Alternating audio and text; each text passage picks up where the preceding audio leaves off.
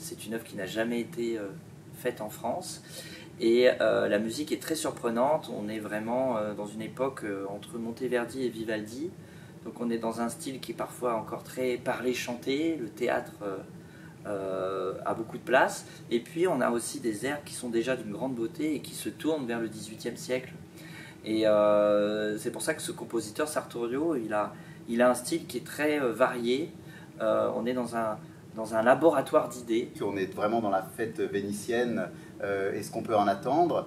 Le lieu, lui, est inspiré des théâtres anatomiques de l'époque baroque et Renaissance, où on pouvait voir le corps depuis des estrades un peu étroites.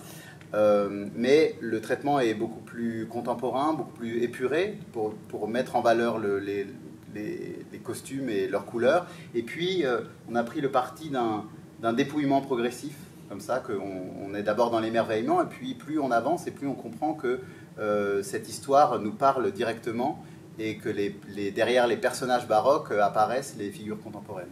Alors là, nous sommes en pleine création du spectacle à l'Opéra de Montpellier. Nous allons poursuivre l'aventure avec grand bonheur à la rentrée prochaine pour plein de dates magnifiques, avec un nouveau cast qu'on a choisi en audition, un cast de jeunes chanteurs. Donc je pense que les personnes qui viennent du théâtre et qui viendraient pour la première fois voir un opéra, ce qui serait un honneur, et puis même les amateurs d'opéra qui viendraient le voir dans une salle de théâtre, vont se rencontrer à ce point de jonction vraiment entre l'opéra avec des airs magnifiques et en même temps une théâtralité qui caractérise des personnages très profonds, très drôles à chaque scène.